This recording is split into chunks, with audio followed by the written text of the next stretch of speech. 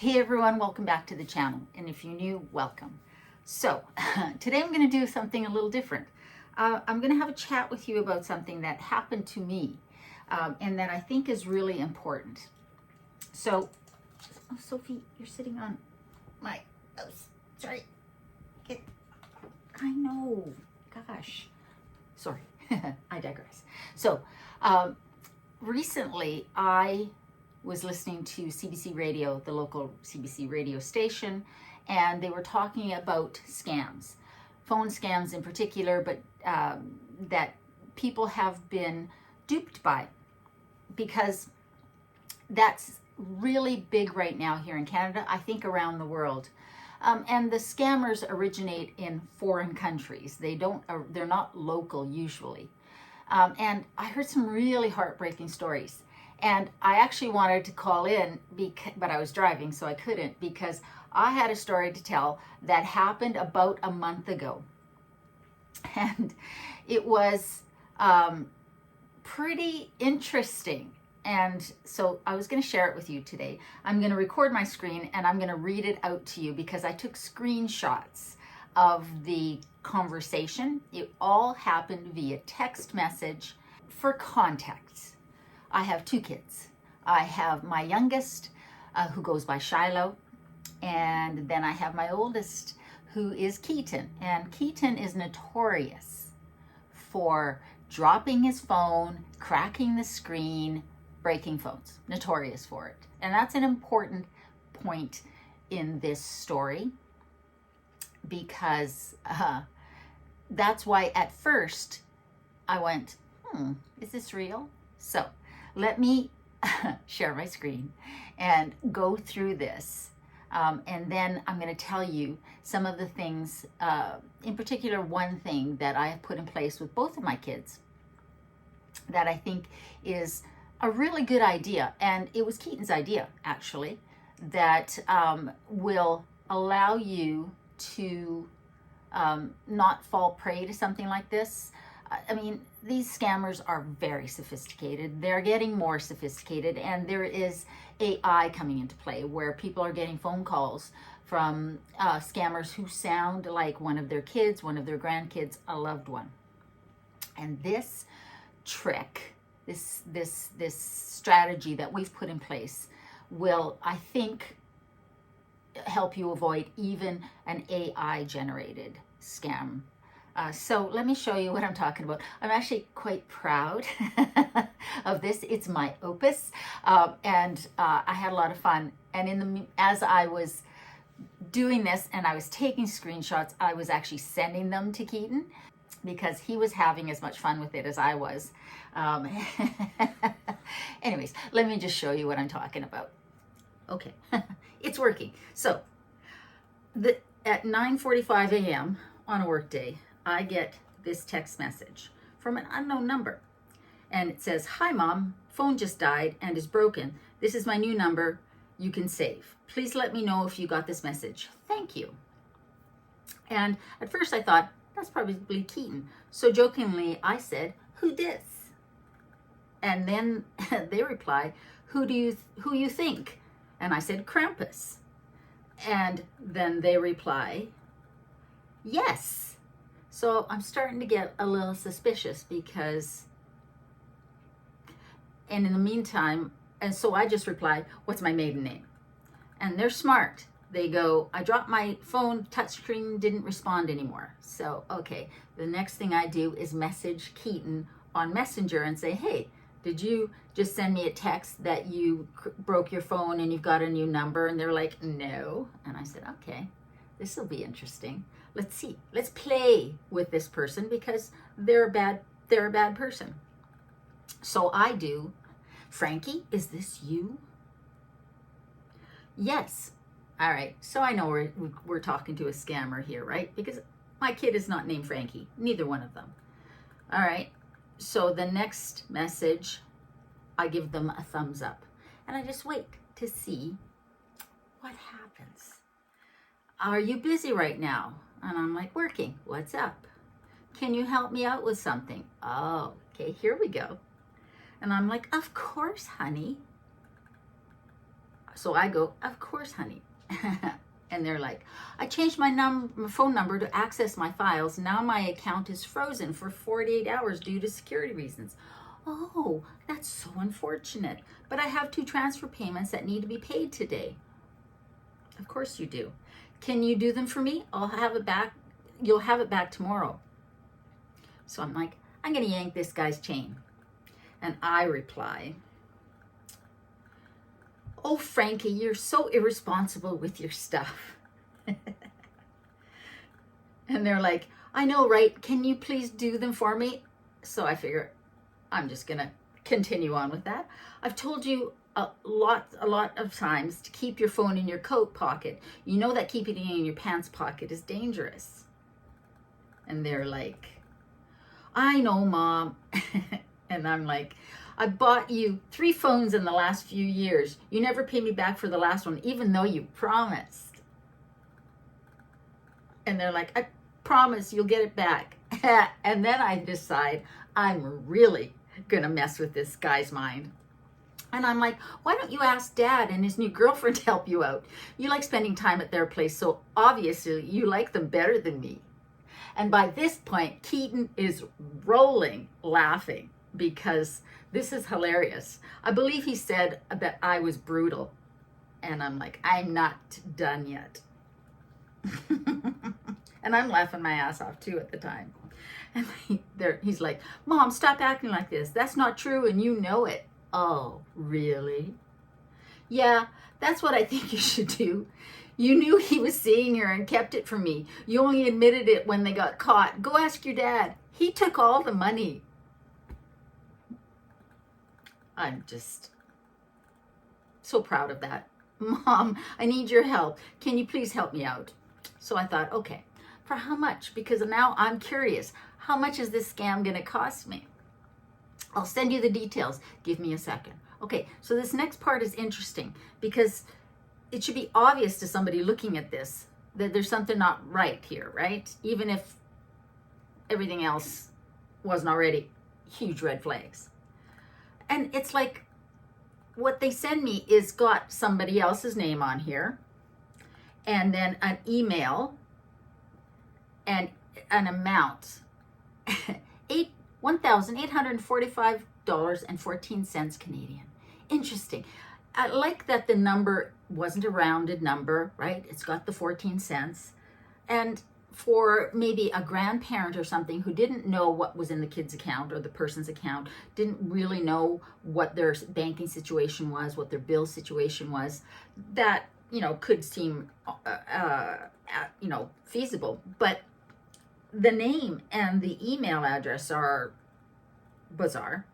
And then he says, can you send me a picture when it's paid? Of course I'm not going to do it. But I just reply, done, with an exclamation mark. So now on their end, they're searching for this transfer, this e-transfer. And I say, take care of this new phone. I'm not giving you any more. And they're like, can you send me a picture, please? Okay, this next one is my favorite response of mine in this whole text chain. They want a picture of the e-transfer that I have supposedly done. So what I send is a picture of Sophie, because who doesn't want a picture of Sophie? I'm really quite proud of that one. And they reply, can you send it on WhatsApp? And I'm like, what's what? By this point, I think they're catching on. At least if they're as smart as they think they are, they're catching on. And so they say, I can't open it. And I say, open what? And that was the end of their communication with me. And I've got to say that was both quite amusing and also really concerning. Because the fact is, they start off just generic enough, but just personal enough that it could be true, right? Like, hey, hey, Mom. And there's a good chance that the person they're sending it to is a mom, because they don't know the number they're sending it to. It's not like they have any information on me, or they would have been more specific, right? So based on my response, they sort of ran with it. And these people are so good that I could see how somebody who was maybe not as technical, or maybe who was a little older and not as sophisticated about banking and things like that, would get scammed by that, would get fooled by that. But so the first thing that I think is important to do is determine who you're talking to. And if you want to play along, like I did, just say, hey, Frankie, is that you? I mean, obviously not one of my kids. If I said, hey, Keaton, is that you? They would have gone with that, right? But the fact is that while I'm laughing about it because, I was messing with them, it's not funny. It's actually really concerning that these scams are happening, that they're getting more sophisticated, and that now that AI is in the world, is in the picture, that is really concerning, because they can modify voices to sound like people, and that's terrifying. So Keaton and I, we had a good laugh about this afterwards. I believe his expression was, you caught on real fast. And I'm like, my mama didn't raise no fools, and hopefully your mama didn't raise any fools either. But it's not that. The fact is that people who, are not fools are getting fooled because the scammers are so sophisticated right now. So we got to talking about, maybe passwords, like codes and things like that. And Keaton actually had the best idea ever. Instead of just a word or something like that, what he suggested was, there's a specific story about him when he was growing up that is a great story, and only he and I would know. Only our immediate family would know. Shiloh would know too, but really Keaton and I. And that is this story that is the code. So the next time something happens, right? Like if maybe he is traveling and maybe something bad does happen and he does need my help, I'll be able to say, okay, so why don't you tell me the story that, our code story. And if he can't tell me that story, then I know that's not him, right? There's no, I don't have time for that, or I'm really in trouble, you need to help me right now. No. You need to have something like that. Not just a word, but something that's very specific and a bit more complicated than just a word, that you have between each person. And I do think it should be different for each person. So Shiloh and I will have a different story than Keaton and I have. And that is critical, because even if I get into trouble and have to reach out to Keaton, he will ask me, what's the story? So that he can be sure that that the person who's contacting him is not a scammer, that it's really me. So I thought that, first of all, I wanted to share that interaction because I'm really quite proud of yanking his chain. And then, of course, I blocked the number, deleted it, and blocked the number. And the fact is, they don't know me, right? All they've got is a phone number. They don't have any personal information. I sure as hell was not going to email them something and give them my email address or transfer anything. Never do that. Ever do that. You want to not give them any information. You're not going to give them your name first, or even, let alone first and last. You're not going to give them any information on your location. None of that. If you get contacted by somebody who's pretending to be a loved one, you have to have a past story. Make it something that is super personal, that only you and that other person would know the details of. And then both of you are protected, right? Because the scam can come from both directions. And then I also think that if you are contacted by an institution, the Revenue Canada, that's a big one. Any of that, you hang up, and then you do your research, get the number, the actual number of that organization, whether it's CRA or your bank or anything like that, and you call them separately and say, hey, I just got this phone call or I just got this email and I want to know if this is legit and if I need to come in to talk to you about it. Again, I would rather go in and talk to somebody face to face than do anything online, because even those online numbers can be redirected, scammed, things like that, right? So if something happens and I get a call from a bank or even an email, I'm going to, and they're asking me to click a link or verify who I am or anything like that, and unless it's a number I've called just because I'm calling my bank for a reason, not in response to anything, but for a reason, that's different. They need to verify who you are.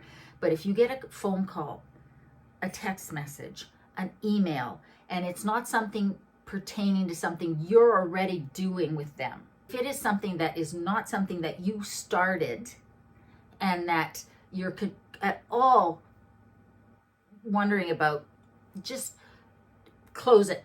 You can save it if you want to show it to the bank when you go in. That's totally up to you, but do not respond. Do not give them any information, including your name. Don't verify that you are who they are emailing to, right? Because they want more information. The more information they have, the more information of yours they can dig up. Nope. You want to shut it down. Then you want to separately contact that organization or that person, like I did. I reached out to Keaton right away to say, hey, is this you? And then you verify and you report. And I think that that is really important, because these scammers are the worst kind of people, because they take advantage of vulnerable people who aren't sophisticated, people who aren't maybe fully functional or capable, right? And even people who are being scammed because they're so sophisticated. So I learned a lot listening to people calling into that radio station, and it broke my heart. I will guarantee you that none of those organizations will randomly reach out to you and ask you to click a link or to verify anything. What they'll do is they'll ask you to call into your bank or log into your account and look at the message there. They're not allowed to, because of confidentiality rules, and no legitimate organization is going to do that. And it's important that we're so hyper vigilant about that, because these some bitches are getting more and more sophisticated, and that AI technology is making it more and more scary. So I wanted to share that. I wanted to talk about what strategy we've put in place, which I think is brilliant. And again, is not my strategy. It's my son's strategy. And I think he's brilliant. So for coming up with it. And now he knows that if I randomly reach out to him from a new number or just randomly, he knows to ask that question. What's our past story? And so do I. And I think everybody should have something like that. Right, Soph? You never get scammed. I would love to know if you've ever received something like that. If somebody's tried to scam you, let's share that in the comments, because the more aware we are of the different varieties of these scams, the better off we can protect ourselves. And we have to protect ourselves. It's up to us to protect ourselves from this sort of thing. So I hope you guys are doing well. I hope you are staying safe. Remember, in a world where you can be anything, be kind. I love you, and I'll see you next time.